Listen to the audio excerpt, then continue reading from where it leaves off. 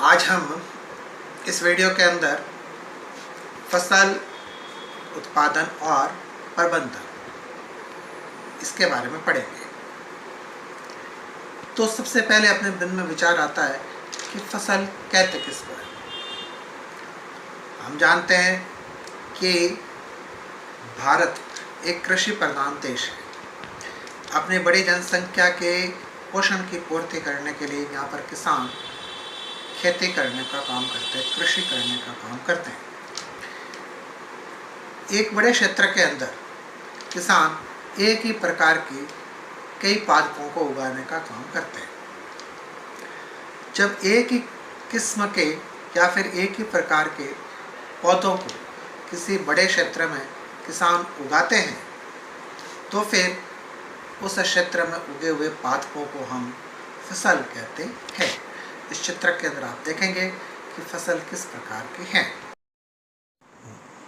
प्रदर्शित चित्र के में आपको एक कृषि क्षेत्र दिखाया गया है, अच्छी प्रकार से जुता हुआ है और उसके अंदर आपको फसलें दिखाई दे रही है।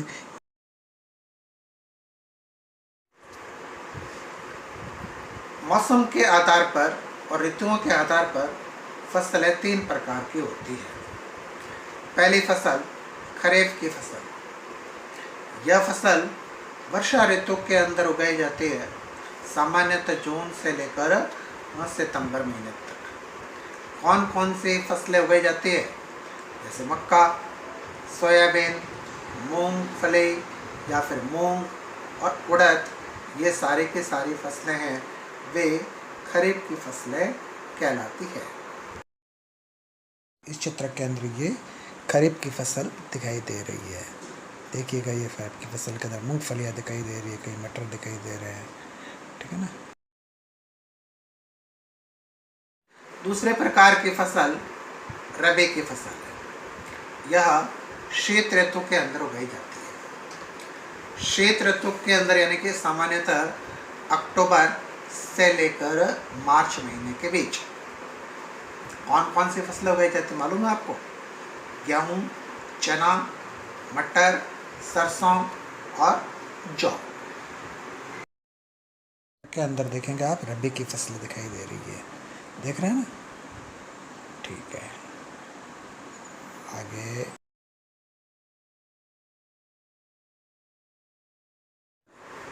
जायद फसल, ये सब्जियां वाली फसल कहलाती है। मार्च से जून के बीच के अंदर ये उगाई जाती है। जैसे खरबूजा, तरबूज, लौकी, ककड़ी, ठीक है ना, टेंट से, ये भी किस प्रकार की फसल कहलाती है?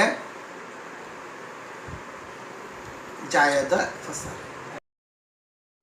कद्दू है, तरबूज है, खरबूज है, ये सभी ककड़ी वगैरह आपको दिखाई दे रही हैं। ये सभी जायद फसलें दिखाई दे रही हैं।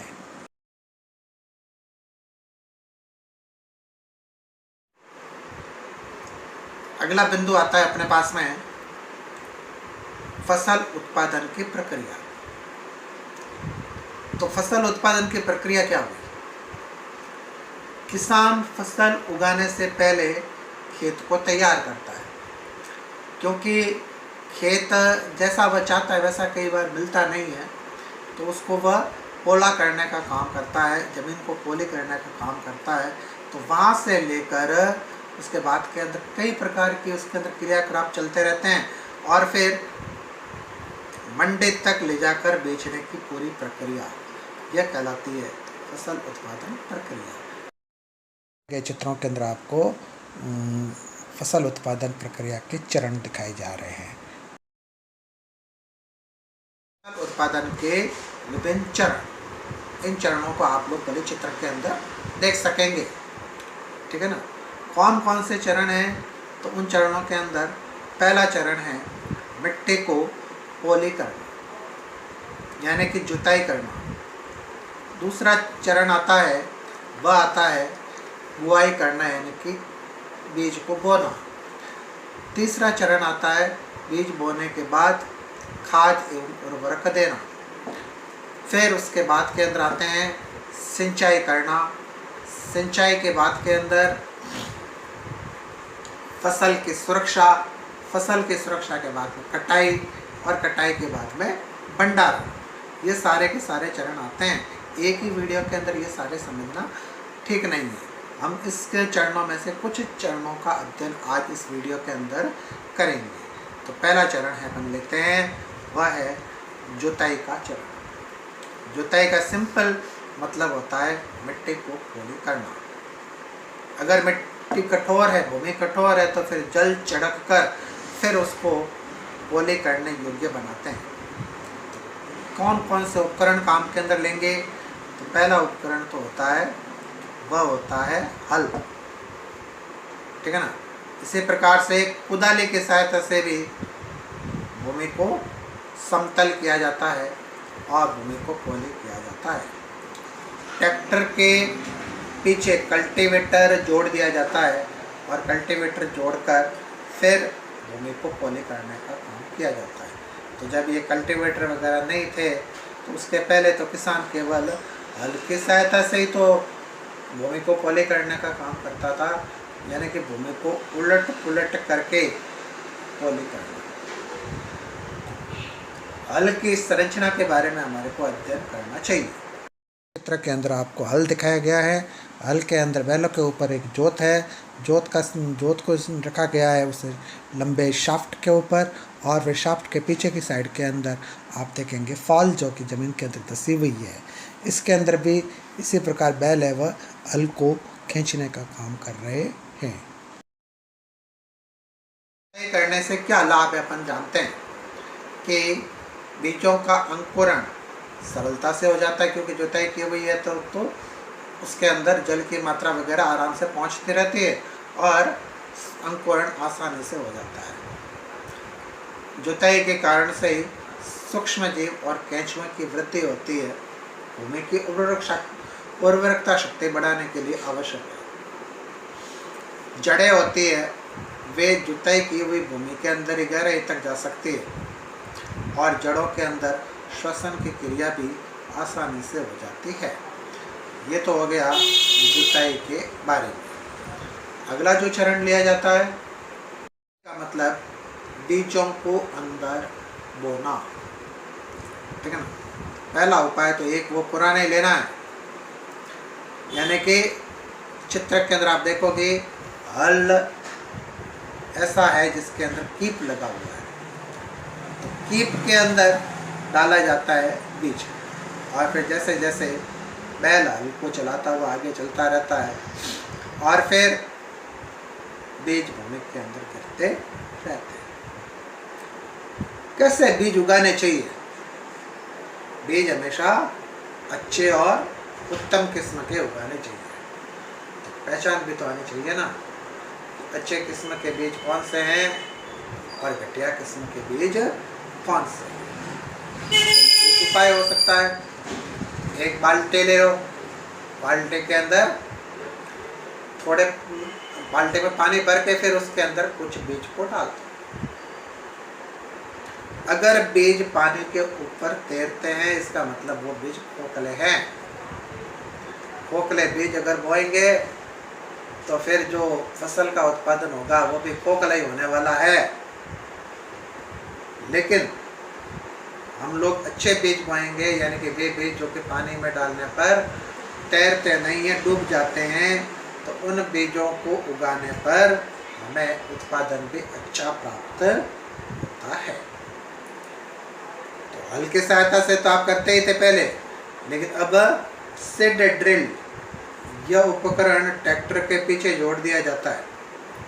जब इस सीड ड्रिल को जोड़ते हैं तो फिर जो बीज वहाँ पर बोए जाते हैं ना, उनमें एक समरूपता होती है, यानी कि निश्चित दूरी पर वो बीज गिरते रहते हैं।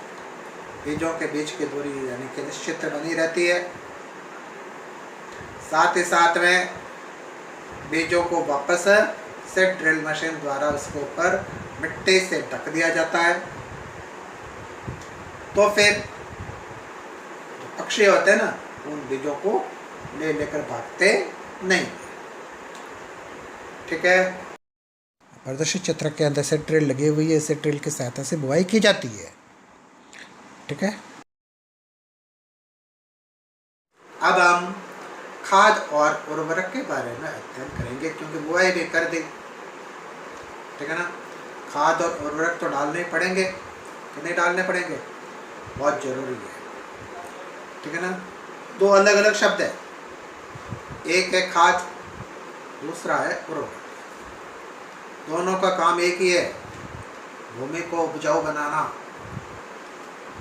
खाद होती है ना, वह खाद जंतुओं से प्राप्त होती है, जंतुओं के अपशिष्टों से प्राप्त होती है।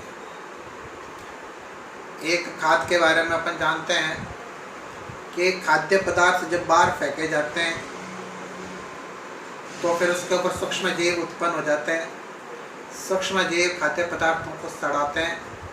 खाद्य पदार्थों के अंतर्गत वो भी तो आ सकते हैं ना, पत्तियां हैं, बीज है, फल के छिलके हैं, सब्जियों के छिलके हैं, तो उनको भी तो सूक्ष्म जीव सड़ा देते हैं और सड़ाने के बाद में खाद के अंदर परिवर्तित कर लेते हैं। यह कहलाती है कंपोस्ट खाद। कई बार खड्डा खोदकर उसके अंदर इस प्रकार की सामग्रियां भर देते हैं, केंचुए छोड़ देते हैं। इस प्रकार जो खाद तैयार होती है वह कहलाती है वर्मी कंपोस्ट खाद। जंतुओं के गोबर, मलमूत्र इत्यादि से तैयार खाद होती है, वह भी खेतों के लिए उपयोगी होती है, कृषि कार्य के लिए उपयोगी होती है। ये सभी प्रकार की जो खाद बताई गई हैं वे सब जैविक खाद बताई गई है।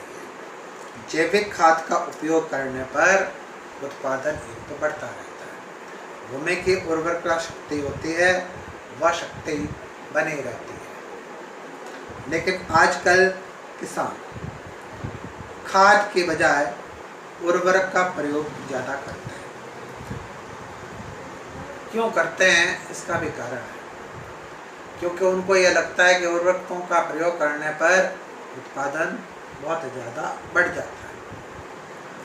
ठीक है, ये बात भी सही है, उत्पादन तो बढ़ जाएगा, एक फसल पे बढ़ जाएगा, दूसरे फसल पे थोड़ा कम हो जाएगा, तीसरे फसल के लिए तो फिर उसकी भूमि की उर्वरा शक्ति समाप्त होने लग जाएगी।